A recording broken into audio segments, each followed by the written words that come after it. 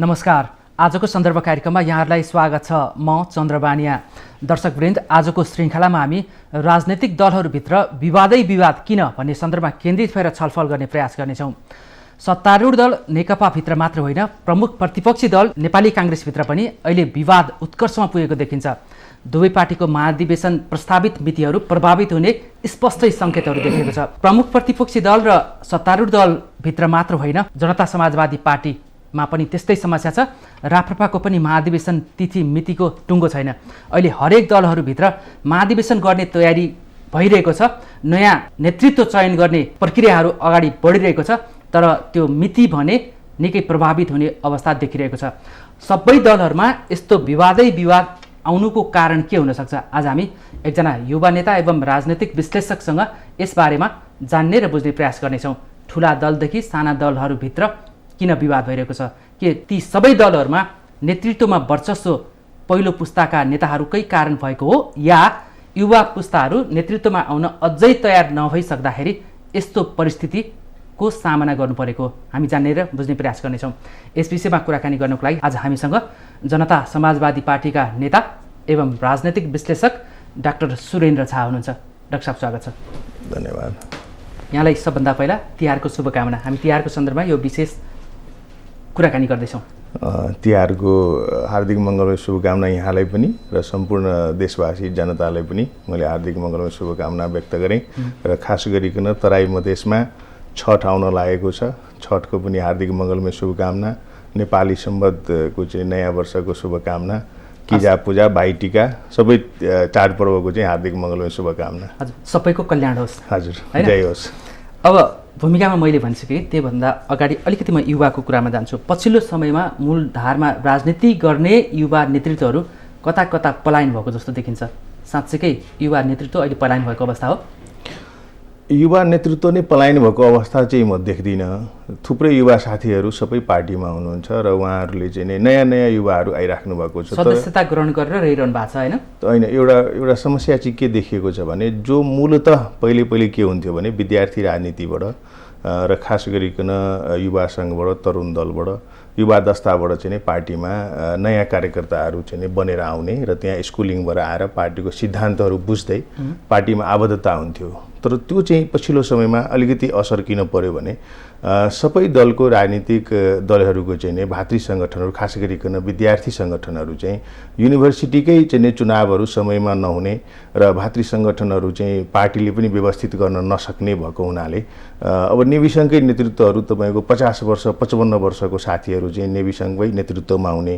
त्यस्तै तपाईँको अखिलको पनि त्यही अवस्था, हाम्रोतिर पनि युवा साथीहरूको त्यस्तै अवस्था थियो। र त्यसले गर्दाखेरि जेन्युन चाहिँ पोलिटिकल स्कुलिङबाट आउने युवाहरू चाहिँ पाखा लागेको अवस्था छ।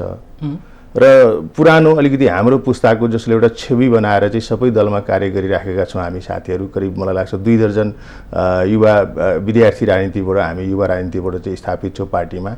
अब हाम्रोतिर पनि के छ भने, भ्यालु बेस्ड भएर अगाडि बढ्दाखेरि पार्टीमा चाहिँ धेरै गाह्रो छ। गाह्रो किन छ भन्दाखेरि यो लोकतान्त्रिक व्यवस्था पुँजीपतिहरूको व्यवस्था हो र यसमा चाहिँ के हुँदो रहेछ भने, अलि भ्यालु बेस्ड राजनीति गर्ने हो, नैतिकताको राजनीति गर्ने हो भने हामी अब स्कुल कलेजदेखि नै राजनीतिमा लाग्यौँ।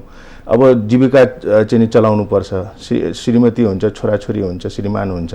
अब यो दैनिकीलाई गुजार्नलाई टार्नलाई पनि केही न केही श्रम गर्नुपर्ने हुन्छ। र त्यसपछि चुनाव लड्दाखेरि पार्टीभित्रको चुनाव चाहिँ तपाईँको जेनरल आम चुनाव भन्दा महँगो भइसक्यो।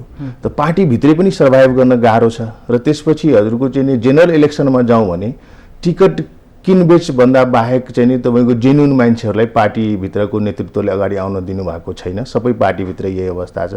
टिकट प्राप्त गरिसकौँ भने पनि तपाईँको जनताको माझमा जाँदाखेरि तपाईँको चाहिँ जोगी महात्मा जस्तो नेतालाई 5 करोड रुपियाँ 6 करोड रुपियाँ खर्च गर्नुपर्छ भने, जसले चाहिँ तपाईँको अकुत सम्पत्ति भ्रष्टाचार गर्नुभएको छ र उहाँहरू नेतृत्वमा हुनुहुन्छ, त्यो देखेर चाहिँ जनताले के लाग्छ भने सबै नेताहरू चाहिँ टिकट लिएर आएपछि उनीहरूसँग करोडौँ रुपियाँ हुन्छ र यिनीहरूले खर्च गर्नुपर्छ अनि मात्रै मत दिने पनि एउटा एक किसिमको परम्परा चाहिँ पछिल्लो चाहिँ दशकमा हामी कहाँ देखिएको हो।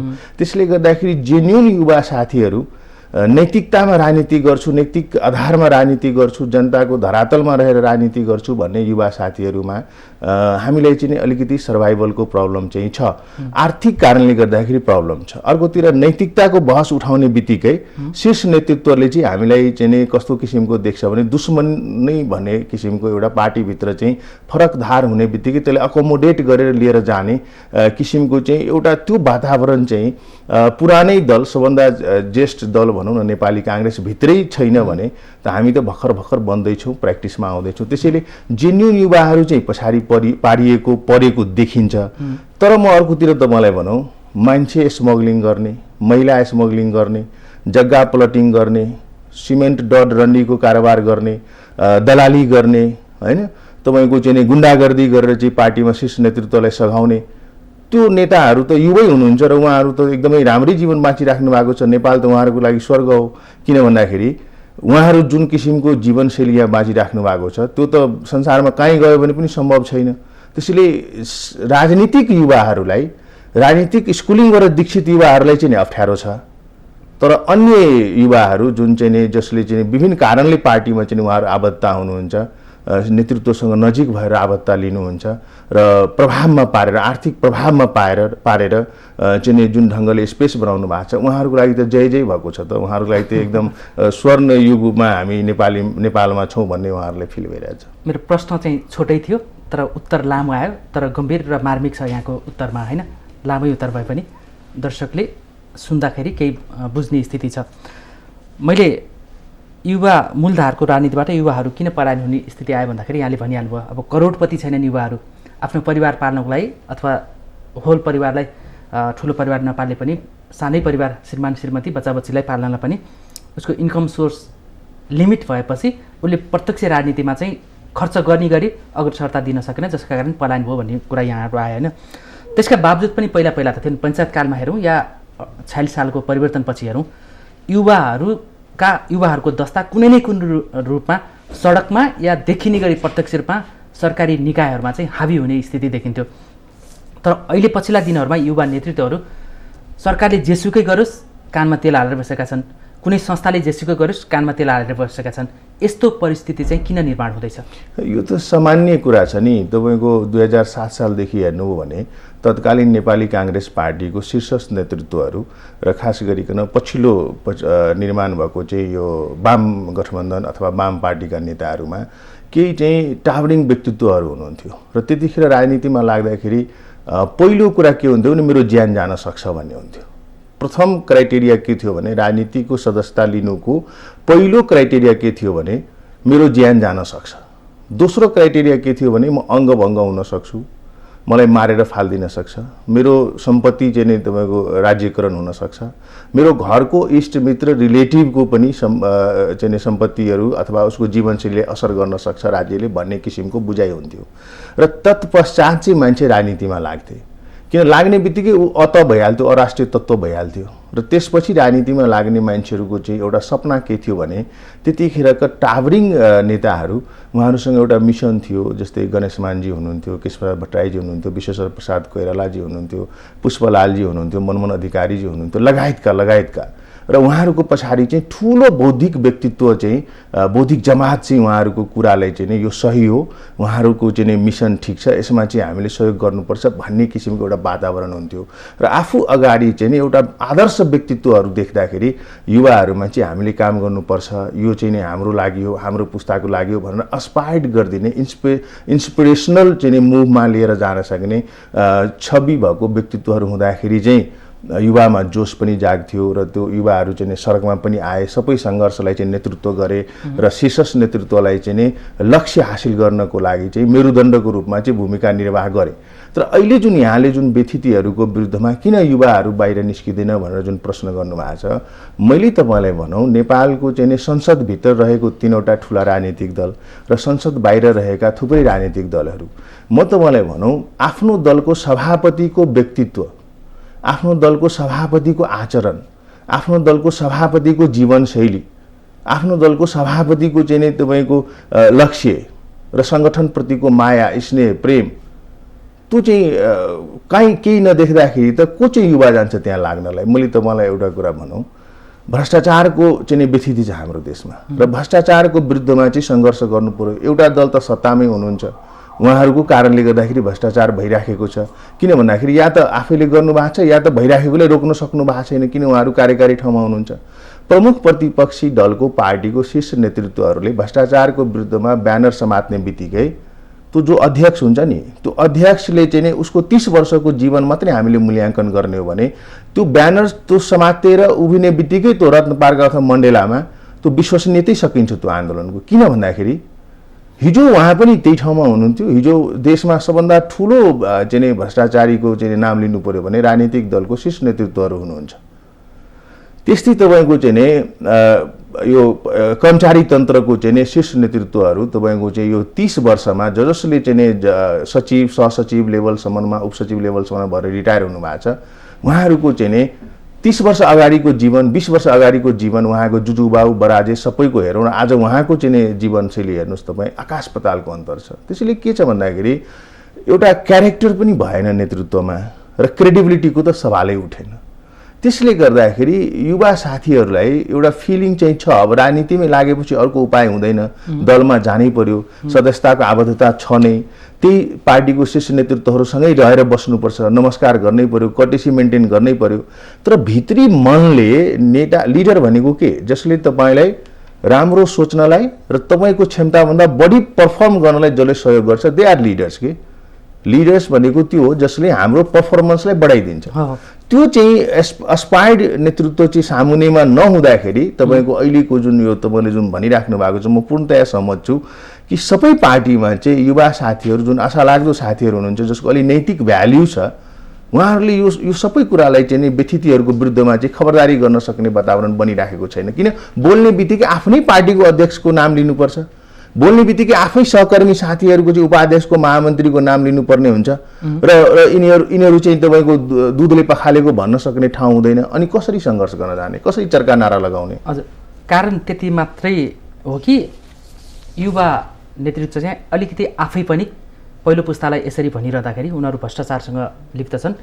भ्रष्टाचार विरोधी अभियानमा टाँगेको ब्यानरमा उनीहरूले समात्यो कि त्यो चाहिँ अब झन् पथभ्रष्टै भएको भनेर त्यहाँ युवाहरूको चाहिँ झन् आक्रोश बढ्ने स्थिति छ भन्नुभएको छ नि।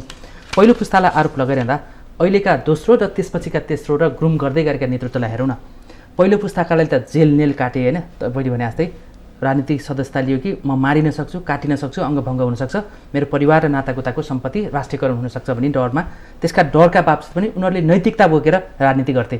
तर अहिले हेरौँ त, चाहे यहाँको निकट रहेको पार्टीको कार्यकर्तालाई हेरौँ, युवाका दस्ताहरू हेरौँ, चाहे नेकपा काङ्ग्रेसका युवा दस्तालाई हेरौँ, उनीहरूको जीवनशैली कस्तो छ। अहिलेको विद्यार्थी नेता जो आउँदै गरेका उनीहरूको जीवनशैली र हामीले पहिलो पुस्ता जसले गर्नै सकेन राजनीतिक अस्थिरता बढाइरह्यो भनेर आरोप लगाएको पहिलो पुस्ताका नेताहरूको जीवनशैली दाँजाउँदा के फरक पाउनुहुन्छ?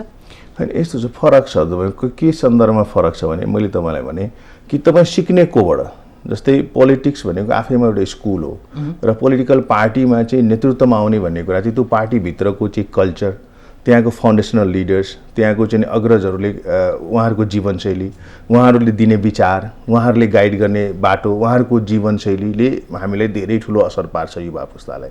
मैले तपाईँलाई भनौँ, अहिले जुन हाम्रो देशको प्रथम पुस्ताको जुन नेताहरू हुनुहुन्छ, धेरैजना नेताहरू चाहिँ विद्यार्थी राजनीतिबाट देशमा प्रधानमन्त्री भइसक्नु भएको छ। अहिले पार्टीको सभापति अथवा उपसभापति, महामन्त्री भन्ने पदहरूमा हुनुहुन्छ, अध्यक्ष भन्ने पदमा हुनुहुन्छ, महासचिव भन्ने पदमा हुनुहुन्छ। उहाँहरूको चाहिँ अग्रजहरूले त एउटा नैतिक भ्यालु चाहिँ देखायो, सिकायो, सबै गर्यो।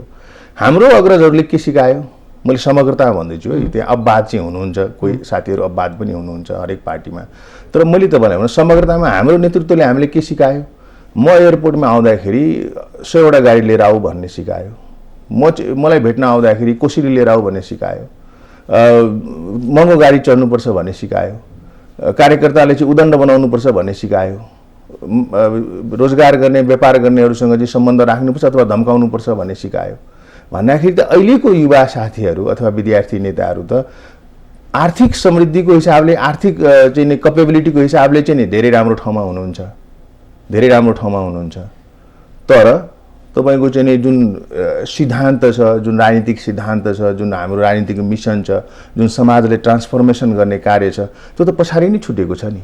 उहाँहरूले त्यो स्कुलिङको बारेमा चाहिँ चर्चै गर्न छोड्नु भएको छ नि, चर्चै गर्न नसक्ने अवस्थामा हुनुहुन्छ नि। मैले तपाईँलाई भनौँ, सबै पार्टीभित्र कुनै न कुनै नाम गरेको स्कुल विभाग छ, तर मैले तपाईँलाई एउटा चाहिँ ठुलो डिटेल कसरी भएको छ नेपालको पोलिटिक्स भन्दा जसको विरुद्धमा हामीले सङ्घर्ष गऱ्यौँ राजा चाहिँ एकदम सामन्त भए धेरै चाहिँ ल्याभिस जीवनशैली बिताउने भए त्यसैले अब उहाँ राजा चाहिँदैन अब जनताको छोराछोरीले यो कार्य गर्नुपर्छ भनेर चाहिँ व्यवस्था परिवर्तन गऱ्यौँ तर अहिले जो मान्छेहरू हुनुहुन्छ उहाँ त राजाभन्दा पनि ल्याभिस लाइफस्टाइल बाँचिराख्नु भएको छ भन्दाखेरि त हामी जुन चिजको विरुद्धमा सङ्घर्ष गऱ्यौँ हामी आफै त्यही भयौँ अर्कोतिर फेरि के देखिन्छ भने अब जीवनशैलीको कुरा गर्दाखेरि धेरै ठुलो महत्त्व राख्छ हेर्नुहोस् सिद्धान्तको कुरा गर्दाखेरि राजनीतिक सिद्धान्तको कुरा गर्दाखेरि धेरै ठुलो महत्त्व राख्छ नेपालमा म कङ्ग्रेस हुँ अथवा म डेमोक्रेट हुँ म लेफ्टिस्ट हुँ म कम्युनिस्ट हुँ अथवा म चाहिँ एउटा रिजनल पोलिटिक्सको चाहिँ इन्क्लुसिभनेसलाई अगुवाई गरेको छु फेडरल सिस्टमलाई अगुवाई गरेको छु भन्न सक्ने जुन एउटा चाहिँ पहिचान छ छुट्टा छुट्टै दलहरूको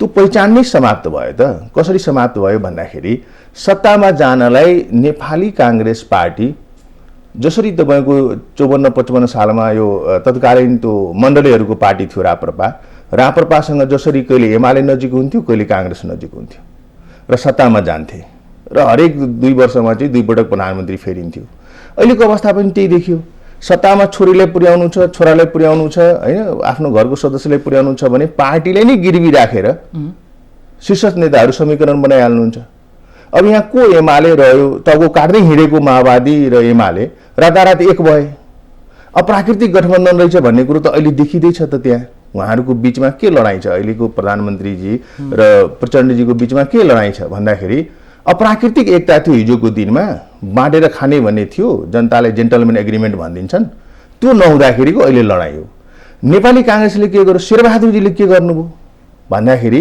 सबै कुरो ताखमा राखेर उहाँ पनि विगतमा प्रधानमन्त्री बन्नुभयो कोसँग बन्नुभयो भन्दाखेरि त्यही माओवादीसँग मिलेर बन्नुभयो त्यही एमालेसँग मिलेर एकदम प्रतिद्वन्द्वीसँग मिलेर बन्नुभयो त्यसैले मैले तपाईँलाई हाम्रै पार्टीको अब अहिले हामी जसपा भएको छौँ अहिले सरकारमा छैनौँ तर विगतमा हाम्रो युवामै केन्द्रित छौँ युवाहरू अहिले तपाईँले भनेको जस्तै पहिला अब बिपीको पालामा कृष्णप्रसाद भट्टराईको पालामा होइन या पुष्पलाल श्रेष्ठ होइन मनमोहन अधिकारीको पालामा निष्ठाको राजनीति सिकाइन्थ्यो निश्चित रूपले अहिले चाहिँ एयरपोर्टमा नेताहरू आउँदाखेरि गाडी लिएर आऊ कार्यकर्ताको जत्था लिएर आऊ भन्छन् यहाँले व्यापारीसँग पनि सम्बन्ध राख्नुपर्छ भनेर पनि स्कुलिङ भइरहेछ भन्नुहुन्छ नि अहिले त्यसकै कारण चाहिँ अहिलेका विद्यार्थी फाँटका जो नेताहरू हुनुहुन्छ उनीहरूको गरी खाएको देखिने कुनै पेसा व्यवसाय देखिँदैन तर जीवन विलासी छ यसका कारण पनि चाहेर पनि पहिलो पुस्ताले केही गल्ती गर्यो भने उनीहरूले त्यो सच्याउनलाई दबाब दिने नैतिक साहस अहिले गुमाइसकेको अवस्था हो निश्चित रूपले त देखिन्छ नि हजुरको जस्तै मैले भने नि एक त आफूभन्दा माथिल्लो पदमा ओहदामा जसलाई हामीले नेता भन्छौँ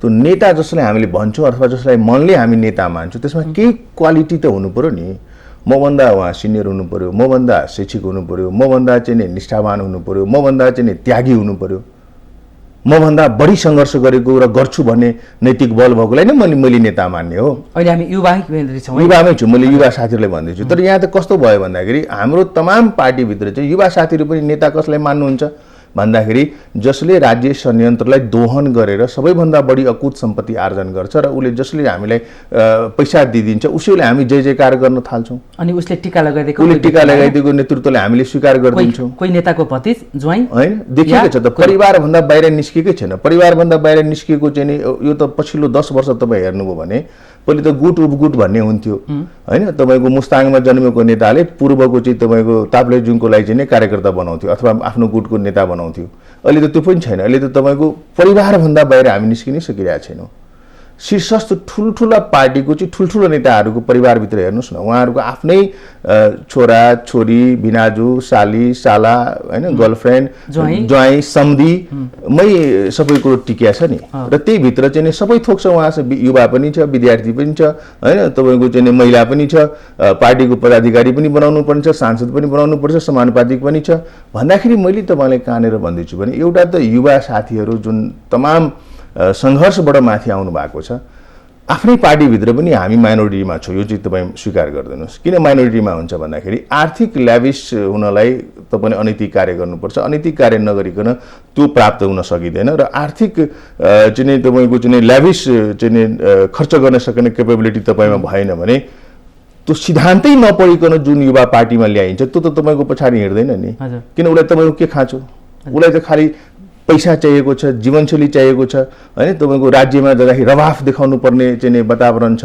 र त्यसले समाजले ट्रान्सफर्मेसन कसरी गर्छ। जस्तै अहिले म तपाईँलाई भनौँ सबैतिर जननिर्वाचित सरकार छ र प्रायः म तपाईँलाई भन्छु स्थानीय तहमा प्रादेशिक संरचनामा सबै युवा साथीहरू नेतृत्वमा हुनुहुन्छ, सबै पार्टीमा युवै साथीहरू नेतृत्वमा हुनुहुन्छ, अब बात बाहेक सबै ठाउँमा। तर आज किन यत्रो भ्रष्टाचारको चाहिँ चर्चा भइरहेछ हाम्रो देशमा, त्यही पनि त्यो हल्लाउन नसकेको अथवा उहाँहरूको कान चाहिँ किन आँखा किन देख्नुहुन्न, कान चाहिँ किन सुन्नुहुन्न, किन चाहिँ आफूलाई भन्न सक्नुहुन्न कि यो दिस इज रङ, म चाहिँ यो हुन दिन्न, अब म युवा हुँ, मैले यो पुस्ताको नेतृत्व लिएको छु, मैले यो चाहिँ शीर्षस्थले के गरेँ छोड्नुहोस् न, तर मैले मेरो कलमबाट हुने ठाउँमा त म कमसेकम नैतिक बल त आर्जन गरेर बसौँ भन्दाखेरि यहाँ त के भयो भन्दाखेरि त्यो प्याराडाइम नै सिफ्ट भयो नेपालको पोलिटिक्समा। मैले जुन अघि अलिकति यहाँलाई जोडेँ प्याराडाइम नै सिफ्ट भएको छ। के प्याराडाइम सिफ्ट भएको छ भने राजनीति गर्ने भनेकै सत्ताको लागि हो र राजनीतिक पार्टीमा लाग्ने भनेकै पैसाको लागि हो भन्ने प्याराडाइम हामी यहाँ इस्टाब्लिस गर्दैछौँ, जसले गर्दाखेरि अधिकतर साथीहरू देशका अधिकतर नागरिकहरू चाहिँ तपाईँको जुन यो व्यवस्थाप्रति अथवा राजनीति गर्ने व्यक्तित्वहरूप्रति जस्तै हिजो अस्ति तपाईँको हामी म सम्झिन्छु 20 वर्ष अगाडि तपाईँको चाहिँ हामी गाउँमा घुम्न जान्थ्यौँ, बैतडी पुग्थ्यौँ, हामी पहाडमा पुग्थ्यौँ, सबैले फलानु पार्टीको भन्दा बाबु चिया खाऊ भनेर हामीले अफर गर्थ्यौँ। आज म धेरै ठुलो ओहदामा छु तर अहिले म मेरै गाउँमा गयो भने पनि मान्छेलाई चाहिँ मलाई एक कप चिया खुवाउनु पर्यो, उसलाई के लाग्छ भने यो बेकारै हो किन, यो यस्तो फटाहरूलाई नेताहरूले चिया खाएको पनि बेकारै हो किन, यिनीहरू त धेरै धनी हुन्छन्, लुट्छन्, हामीलाई दुःख दिएको छ, हाम्रो राजस्व खाएको छ भन्ने किसिमको न्यारेटिभ चाहिँ समाजमा स्थापित भएको छ। भन्दाखेरि हामी जनसँग जोड्न नसक्ने, फेलो सिटिजनको जीवनशैली अपनाउन नसक्ने, फेलो सिटिजन नागरिकको जुन जीवनशैली छ त्योभन्दा म पृथक हुनुपर्ने भन्ने किसिमको चाहिँ सोच भएर अगाडि बढ्दाखेरि त समस्या त छ नि। त्यसैले मैले प्रब्लम देखिरहेको छु। भनेपछि अब अहिलेको परिस्थितिमा अघिल्लो पुस्तालाई हेरेर अब यहाँको पुस्ता बिचको देखिन्छ, यहाँभन्दा तल अझ ग्रुम हुने ढङ्गको धेरै विद्यार्थी पुस्ताहरू हुनुहुन्छ नेतृत्वमा आउन चाहेकाहरू होइन, उनीहरूलाई हेर्दाखेरि अब चाहिँ छ नि अबका दिनहरूमा युवाहरूको पुस्ता नेतृत्वमा चाहिँ स्थापित हुन सक्ने सम्भावना र पोलिटिक्स प्रतिको चाहिँ आकर्षण कति पाइन्छ? अनि एउटा यस्तो छ जस्तै नेपालमा कर्मचारी तन्त्रमा सक्षम र पहिलो मैले युनिभर्सिटी स्कुलको चाहिँ नै पहिलो श्रेणीको चाहिँ नै सक्षम युवा साथीहरू चाहिँ नेपालको कर्मचारी तन्त्रमा चाहिँ लोकसेवा आयोगमा फर्मै भर्न छोडिसके। उनीहरूको प्रथम टार्गेट के हुन्छ भने म विदेश कसरी जाने, अमेरिका, इङ्ल्यान्ड, अस्ट्रेलिया पिआर लिने भनेर चाहिँ लागिसके। किन यो परिस्थिति? मैले भन्दैछु हजुरको यो लास्ट चाहिँ 3 दशकको चाहिँ नि यो अवस्था छ, अझ पछिल्लो समयमा यो बढ्दो छ। भन्दाखेरि क्रिम जनशक्ति जुन हाम्रो छ ह्युमन रिसोर्स जो चाहिँ युनिभर्सिटी स्कुलमा जस्तोसुकै हाम्रो स्कुल सिस्टम होस् अथवा युनिभर्सिटी सिस्टम होस् त्यसको फर्स्ट बेन्चर्सहरू अथवा प्रथम श्रेणीको चाहिँ क्रिम प्रडक्ट जुन छ हाम्रो त्यो हाम्रो देशमै बस्न चाहनुहुन्न, बस्यो भने पनि प्रशासनिक तन्त्रमा चाहिँ जागिर खान चाहनुहुन्न, निजाबतीमा चाहिँ जागिर खान चाहनुहुन्न। एउटा ठुलो समस्या हामी कहाँ देख्यौँ। अर्को मैले तपाईँलाई भनौँ राजनीतिमा जुन हामी हिजो अस्ति सुन्दै आएको थियौँ back benchers will be in politics भन्थ्यो, अहिले पनि मोटामोटी अवस्था कस्तो देखियो भने जो विदेश पनि जाँदैन, जो चाहिँ तपाईँको मिडल इस्ट, विदेश भनेको मिडल इस्ट, जो मिडल इस्टमा जागिर खान पनि जाँदैन, काम गर्न पनि जाँदैन, घरमा हुँदाखेरि उसले रोजगारी गर्न उसँग श्रम पनि छैन र ज्ञान पनि छैन र त्यो सँगसँगै तपाईँको त्यो क्यापिटल छैन, पुँजी छैन, त्यो बेरोजगार एउटा ठुलो जमात छ, त्यो युवा चाहिँ नि तपाईँको त्यहाँ गाउँमा बसिरहेको हुन्छ, जिल्लामा बसिरहेको हुन्छ। त्यसैलाई चाहिँ सबै पार्टीले आफ्नो प्रादेशिक संरचना, आफ्नो क्षेत्रीय कमिटी, आफ्नो पालिका कमिटी अब नाम दिनै पर्यो र वर्षौँ 10 वर्ष 15 वर्ष 20 वर्ष बसिसकेपछि त्यो प्रमोसन त हुन्छ होइन, क्षेत्रीय अध्यक्ष भइहाल्छ, तपाईँ कोही मेयर भइजाला होइन, कोही चाहिँ महासमिति सदस्य भइजाला होइन, एक्टिभ मेम्बर भइजाला। तर त्यो जुन क्रिम लिएर हामी आउँछौँ र भोलि उहाँहरू चाहिँ त्यही जमात चाहिँ सांसद भएर बस्दाखेरि त्यो त एक्जिक्युटिभ पद हो, सांसद भएर बस्नुभयो तपाईँले ल्याएको पोलिसीले जनताले ड्राइभ गर्छ, तपाईँ कार्य गर्ने ठाउँमा हुनुहुन्छ भन्दाखेरि अधिकतर साथीहरूले what is right what is wrong भन्ने छुट्याउन सक्ने त्यो क्षमता, त्यो दक्षता, त्यो चाहिँ तादम्यता नै हुँदैन उहाँमा। अनि ललैमा सबैले जे भन्यो त्यही गर्नुपर्ने। त्यसैले एउटा आकर्षणको कुरा गर्दाखेरि अहिले युवा साथीहरू राजनीतिमा धेरै आकर्षित चाहिँ हुनुहुन्न। मैले फेरि युवा साथीहरू भन्दाखेरि को युवालाई भने जो कम्पिटेन्ट छ, जसमा पोटेन्सियल छ, जसले प्रोडक्टिभ काम गर्न सक्छ, जसले शिक्षा दीक्षा हासिल गरेको छ, जो स्किलफुल छ, they do not want to come in politics. Even if they will come, they will join, they cannot survive. किन उसँग उस्तै साथीभाइ पार्टीमै हुँदैन अनि ऊ चाहिँ अलुफ फिल हुन्छ अनि त्यसपछि फर्केर चाहिँ आफ्नो कुनै न कुनै क्रियाकलापमा इन्भल्भ हुन्छ र अथवा विदेश जान्छ अथवा चाहिँ कुनै श्रम एउटा काम गर्छ। एउटा त्यो अवस्था छ। र अर्को युवा जो चाहिँ एकदमै तछार मछार छ नि, फेरि तपाईँले भन्ला तपाईँले भन्ला अनि सबै पार्टीमा त फेरि हजुरको त्यो नेतृत्व चयन गर्नलाई चाहिँ तपाईँको 15 दिनसम्म अधिवेशन टुङ्गिँदैन अनि कसरी युवा छैन भनेर तपाईँले भन्नु होला।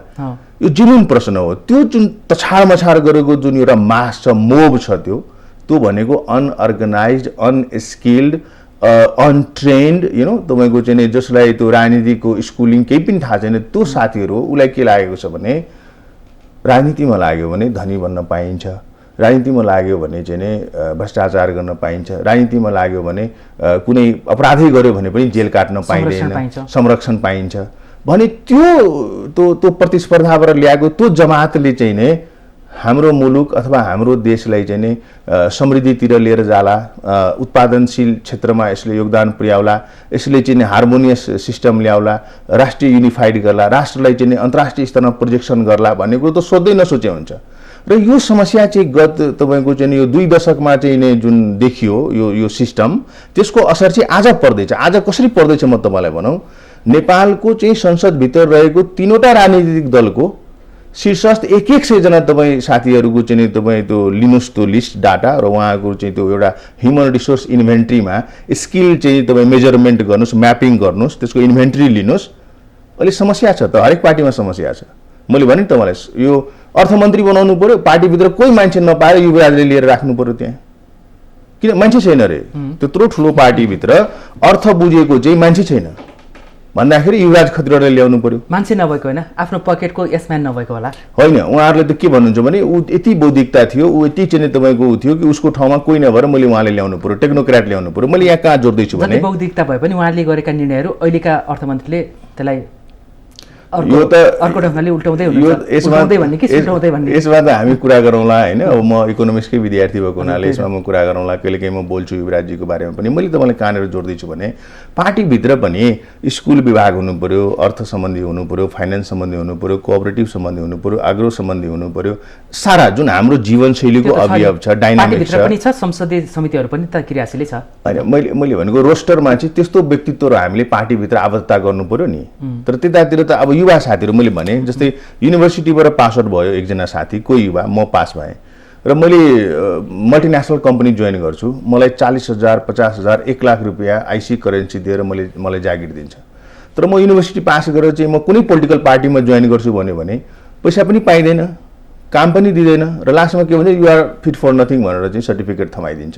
भन्दाखेरि त्यहाँ त को राम्रो रहेछ भन्दाखेरि मैले अघि भने नि, जसले मसलम्यानको रूपमा काम गर्न सक्छ, जसले मान्छे उठाउन सक्छ, जसले मान्छेलाई तोडफोड गर्न सक्छ होइन, जसले एयरपोर्टमा चाहिँ तपाईँको लाइन लाग्न सक्छ, बिना कामैमा चाहिँ तपाईँको मुखबाट के निस्किन्छ भनेर सुन्नलाई चाहिँ तम तयार हुनुपर्छ भने यो जमातले चाहिँ रिफर्म्स गर्छु भनेर सोच्दा चाहिँ अलिक कठिन छ है भन्ने मलाई लागेको। भनेपछि राजनीतिमा युवाहरू आकर्षित हुने अवस्था चाहिँ जो चाहिँ रहल पहल केही गर्न नसकिने, स्कुल र कलेजमा पनि ब्याक बेन्चमा बस्नेहरू, गर्नेहरू देखिन्छ, अलिकति लफडा गर्ने टाइपकाहरू चाहिँ पोलिटिक्समा हावी हुन खोज्यो भन्ने यहाँको निष्कर्ष होइन।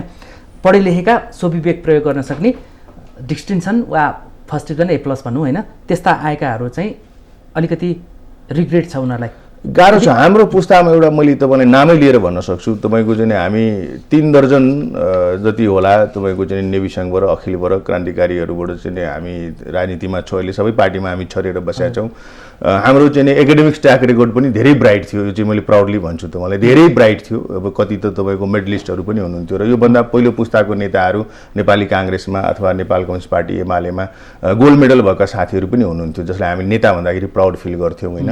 त्यो स्थिति तर अब त्यो के भइदियो भने नि ठुलो मासमा अहिले चाहिँ हामी त्यो सङ्ख्या चाहिँ नगण्य हुँदै गयो, अल्पमतमा पर्दै गयो। र अहिले जुन मैले एउटा चाहिँ इम्पोर्टेन्ट विषय मैले बिचमा छुटाएँ कि लास्ट चाहिँ तपाईँको 2 दशकदेखि जुन प्र्याक्टिस भयो अहिले त्यसको चाहिँ डिफिसियन्सी अथवा त्यसको चाहिँ कमी अहिले चाहिँ तपाईँको सबै नेतृत्वलाई भइराखेको छ, सबै नेतृत्वलाई भइरहेको छ। अब यस्तै प्रक्रिया अगाडि बढाउने हो भने त आउने 2 दशक पश्चात चाहिँ हेर्ने हो भने त तपाईँको चाहिँ यो अरू देशमा जुन जातीय दङ्गाहरू भएर मान्छे मरेको छ, काटेको छ, यो जुन तपाईँको चाहिँ क्राइमको चाहिँ उच्चतम बिन्दुमा गएर जुन त्यो पार्टी हत्याएको हुन्छ, हजारौँ नरसंहार गर्ने हुन्छ, त्यस्तै नेतृत्व हामीले कतै जन्माउँछौँ कि भन्ने मलाई डर चाहिँ लागिरहेको छ। मैले मूल विषयमा जानुभन्दा अगाडि दलहरूभित्र विवादै विवाद किन भन्ने मूल विषयमा जानुभन्दा अगाडि यदि पहिलो पुस्ताले गल्ती गरेको छ भने अब ग्रुम हुँदै गरेका युवा पुस्ताहरूको धारणा के छ र अवस्था के छ भन्ने मैले जान्न खोजेँ। स्पष्ट विचारको लागि यहाँलाई धन्यवाद। अब म मूल विषयमा जान्छु। दलहरूभित्र हेर्दाखेरि विवाद छ। अहिले हामीले जति युवाको कुरा गऱ्यौँ त्यो पनि ABCDसम्मको सबै दलहरूको समग्रतामा हामीले छलफल गऱ्यौँ होइन। दलहरूभित्र जुन प्रकारको विवाद छ नि, सबभन्दा पहिला हामी मूल पार्टीकै कुरा गरौँ। सत्तारूढ दल नेकपा, जसले संसदमा झन्डै 2/3 बहुमत हासिल गरेको छ, त्यो पार्टीभित्र विवाद जुन चरम उत्कर्षमा अहिले देखिरहन्छ, ग्राफ माथि बढिरहेको छ। यहाँ एउटा राजनीतिक विश्लेषक, एउटा सचेत नागरिक, एउटा एकाडेमिसियनको रूपमा हेर्दाखेरि मूल जड के देख्नुहुन्छ, के पाउनुहुन्छ? अनि यो दुईटा कुरा छ यसमा, बायस नभइकन है, अनि एकदम मैले भन्दैछु पार्टीको रङ नदिकन, होइन बायस हुनुपर्ने जरुरी छैन। यसमा दुईटा कुरा हुन्छ हजुरको। हेर्नुहोस्, एउटा के छ भने राजनीतिक पार्टी फुट्नु जुट्नु भनेको यो निरन्तर प्रक्रिया हो र यो भइराख्नुपर्छ। यसमा चाहिँ समस्या छैन। म के सन्दर्भमा समस्या छैन भने हाम्रो देश मल्टी पार्टी सिस्टममा छ। सिद्धान्त मिल्यो र सैद्धान्तिक कुराहरूमा एकता छ, समरूपता छ र तपाईँको लक्ष्य पनि एउटै छ भने पार्टीहरू मिल्नु पनि पर्छ। तर जहाँनिर सैद्धान्तिक बेमेल छ, जहाँनिर चाहिँ लक्ष्यमै चाहिँ तपाईँको चाहिँ बेमेल छ, त्यहाँनिर चाहिँ जबरजस्ती अप्राकृतिक ढङ्गले मिल्यो भने पनि त्यो दूरगामी चाहिँ रहन सक्दैन। र नेपालमा एउटा भनाइ थियो, हामी 46-47 सालको मुभमेन्टको कुरा गर्दाखेरि हामी सुन्थ्यौँ, हामीलाई पनि कहिले कहिले रिग्रेट लाग्थ्यो किन हामी एकदमै अग्रपङ्क्तिमा रहेर त्यसमा भूमिका निर्वाह गर्ने अवसरै पाएनौँ, किन हामी एकदम बच्चै थियौँ। के भन्थ्यो भने अहिले चाहिँ समय नै नआइकन चाहिँ प्रजातन्त्र आयो हाम्रो देशमा, त्यसैले यसले चाहिँ यो डेलिभर गर्न सकेन भन्ने चाहिँ हामी सुन्थ्यौँ।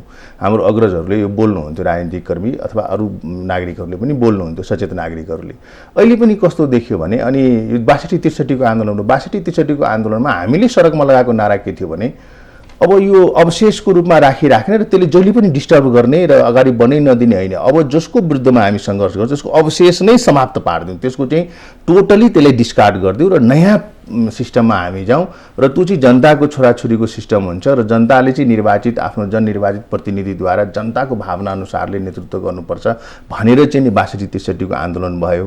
मलाई लाग्छ त्यही ध्येयले चाहिँ तपाईँको यो जनयुद्ध पनि भयो र यो जनयुद्धको उसमा चाहिँ हाम्रो मधेस विद्रोहहरू पनि भयो, त्यसैको कारणले भयो। तर पछिल्लो समयमा चाहिँ के भइदियो भने जुन यहाँले अहिले सत्ता गठबन्धनको कुरा गर्दै हुनुहुन्छ, हामी त्यतिखेर भन्थ्यौँ, हेर्नुहोस् 2048 सालतिरै नारा लाग्यो कि सबै वाम एक ठाम भनेर। तर यो वाम एक ठाम हुनै सक्दैन, किन प्राकृतिक ढङ्गले यहाँ कोही वामपन्थी नै छैन, सिद्धान्तपरण यहाँ कोही वामपन्थी नै छैन। यहाँ त के थियो, राजा महेन्द्रको चाहिँ नि भुडीबाट उसको चाहिँ भुडीबाट ढुकुटीबाट जन्मेका चाहिँ नि केही थान कमरेडहरू हुनुहुन्थ्यो, केही थान पार्टीहरू थिए र त्यो राजा महेन्द्रको चाहिँ नि पथबाट बनेका कम्युनिस्टहरू अहिले पनि नेकपाको चाहिँ शीर्षस्थ स्थानमा चाहिँ केही थान कमरेडहरू हुनुहुन्छ, महेन्द्रवादी कमरेडहरू हुनुहुन्छ। र यो महेन्द्रवादी कमरेडहरूसँग चाहिँ यो जुन परिवर्तनको एजेन्डाहरू छ त्यसमा चाहिँ न्याय हुन्छ भनेर सोच्नु भनेको मूर्खता हो। र प्रचण्डजीसँग जुन कुरा अहिले भइराखेको छ यो एकदम अवश्यम, यो के भन्छ त्यसलाई एकदमै एक्जियम भन्छौँ नि हामी साध्यको थ्योरीको हुनै पर्ने चिज भइरहेछ उहाँसँग। किन भन्दाखेरि त्यो भनेको चाहिँ हुनै पर्थ्यो, अब यो स्वाभाविक थियो, किन अप्राकृतिक गठबन्धन थियो उहाँको र त्यो चाहिँ स्वाभाविक ढङ्गले यसले विवाद ल्याउँछ, ढिलो चाँडो आउँछ भन्ने कुरो छ, आज त्यो आएको छ। यो भनाइमा नेकपाकै स्थायी कमिटी सदस्य रघुजी पन्तको र तपाईँको भनाइ अहिले मिल्दोजुल्दो छ, यसमा कुनै जानु होइन। तर विचार मिल्दैन, लक्ष्य मिल्दैन कसरी भन्न सकिन्छ? किनभने प्रचण्डहरू 10 वर्ष सशस्त्र द्वन्द्व गरेर आए, उनीहरू पनि कम्युनिस्ट माओवादको विचारधारा लिए, मार्क्सवाद लेनिनवाद र माओवाद प्लस भनेर कम्युनिस्टकै विचारधारा लिएर आएको देखिन्छ। जो नेकपा एमाले तत्कालीन अवस्थामा थियो ऊ पनि कम्युनिस्टकै पार्टी नै हो। दुवैको एउटा लक्ष्य त छ नि साम्यवाद स्थापना गर्ने। म आउँदैछु यसमा। साम्यवाद स्थापना गर्ने लक्ष्यमा त ती दुईटा कम्युनिस्ट पार्टीहरूको लक्ष्य मिलेन र? मिलेन, म आउँदैछु यसमा। कसरी मिलेन? मिलेन, म कसरी मिलेन भन्दैछु। तत्कालीन एमाले पार्टी भनेको नेपालको चाहिँ डेमोक्रेट पार्टी नै भइसकेको थियो। तत्कालीन एमाले पार्टीमा त्यो अमेरिकाको राजदूत साहबको चाहिँ भ्रमण हुँदाखेरि मार्क्स लेनिन सबैको फोटो लुकाउने मान्छेहरू त यही केपी ओली जिउँदै छ त, यही माधव नेपाली, ईश्वर पोखरेल उहाँहरूले नै गरे हो नि।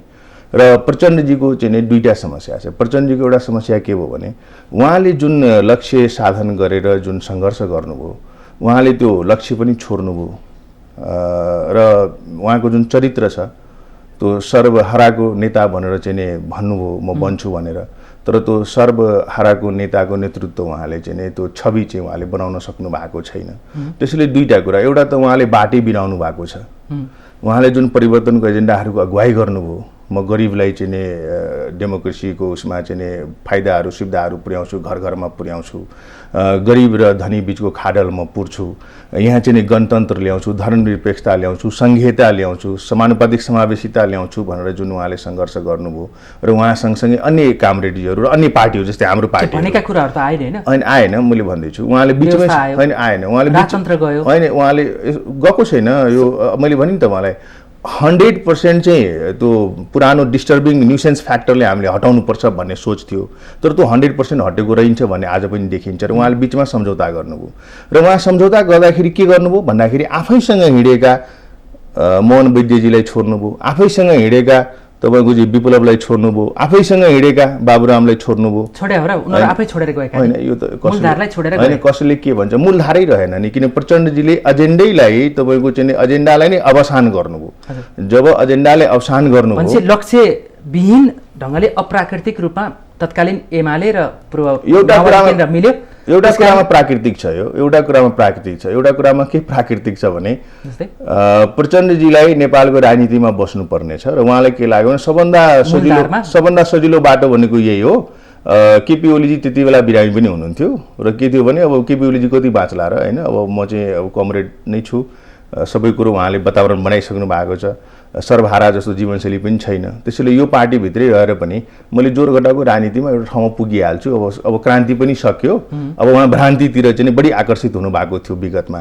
त्यसैले यो चाहिँ नि खानुपर्छ, पाउनुपर्छ, लाउनुपर्छ र त्यो जुन राजा भनाउँदाले हामीले फाल्यौँ त्यो ठाउँमा म राजा हुनुपर्छ भन्ने कुरा त उहाँहरूको वातावरणले देखिन्छ। जस्तै म तपाईँलाई भनौँ, यसलाई अलिक छोटो गरौँ अब भनेपछि त्यसकारण नेकपाभित्रको अहिलेको विवाद यो स्वाभाविकै हो भन्ने यहाँलाई लाग्छ? अब देखिन्छ नि, किन प्रचण्डजी बाटै बिराउनु भयो, एजेन्डै छोड्नुभयो, होइन पार्टी नै त्यहाँ लिएर जानुभयो भन्दाखेरि त जोसँग तपाईँ जानु भएको छ त्यो त मालिक हो नि, उसलाई जे ठिक लाग्छ त्यो पो गर्छ त। अर्को कुरो केपी ओलीजी भनेको मैले अघि जुन भने नि केही थान कमरेडहरू शीर्ष स्थानमा हुनुहुन्छ नेकपामा, जो चाहिँ महेन्द्र पथलाई अगुवाई गर्ने, महेन्द्र पथबाट चाहिँ पालित पोषित हुनुहुन्छ। महेन्द्र पथ नराम्रो थियो र राष्ट्रियताको सवालमा? राम्रो पनि थिएन नि, राम्रो भए त रहिरहन्थ्यो नि, किन फाल्नु पर्दैन? हामी एउटै भाषा, एउटै भेष, एउटै लुगा, होइन एउटै जात, एउटै नस्लमा राष्ट्रियता खोज्ने त यो विषयमा पछि कुरा होला। हामी नेकपालाई यसरी चिरफार गर्यौँ होइन।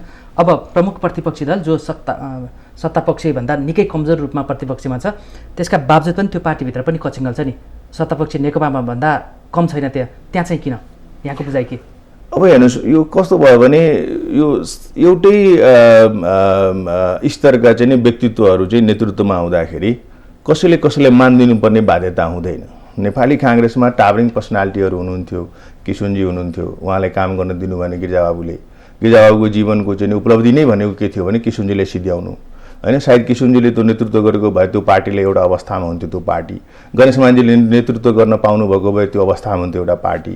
अनि त्यो गिरिजा प्रवृत्ति जुन हावी भयो त्यसैबाट दीक्षित मान्छेहरू अहिले हुनुहुन्छ त्यो पार्टीमा भन्दाखेरि त्यो जुन गुरु हुन्छ नि, जसले जो सिकाएको हुन्छ नि, त्यसबाटै दीक्षित भएको स्कुलका चाहिँ नि अहिले प्रशिक्षार्थीहरू हुनुहुन्छ त्यहाँ भन्दाखेरि त त्यहाँ जुन गिरिजासँग नजिक रहेर जुन दीक्षित भए त्यो शेरबहादुरजीलाई लिन सक्नुहुन्छ तपाईँ, रामचन्द्रजीलाई लिन सक्नुहुन्छ तपाईँ, सिटौलाजीलाई लिन सक्नुहुन्छ तपाईँ। अब बादमा जनजाति हुनुहुन्छ, कुलबहादुर गुरुङजीलाई त पाखै लगाइसके, होइन। अब यो गोविन्दराज जोशीहरूलाई त पाखै लगाइसके भने यिनीहरू कसैलाई स्वीकार्न सक्दैन। किन भन्दाखेरि त्यो स्कुलिङ नै के छ भने सिध्याउने, पार्टीभित्रको जुन प्रतिपक्ष त्यो बाहिरको प्रतिपक्ष भन्दा पनि निर्मूल पार्नुपर्छ भन्ने संस्कार चाहिँ गिरिजाबाबुले नेपाली काङ्ग्रेसमा दिया हो।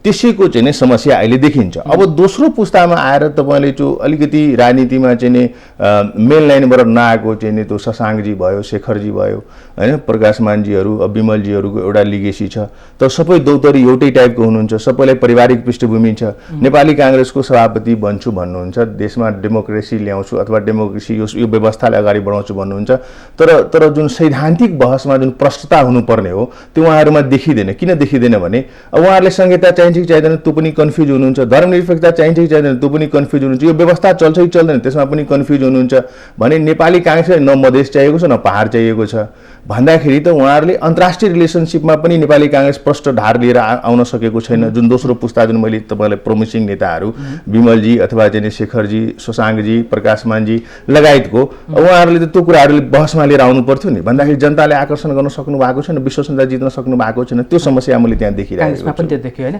जस्तो धनराज गुरुङले पनि यही भन्दै हुनुहुन्थ्यो, अहिले काङ्ग्रेसभित्र धनवाद र डनवाद हाबी छ, हामी जस्तो निष्ठावान कार्यकर्ताहरू पाखा लाग्ने अवस्था छ भनेर उहाँले भन्दै हुनुहुन्थ्यो। तपाईँको अलिकति त्यसमा विश्लेषण मिल्यो कि जस्तो लाग्छ।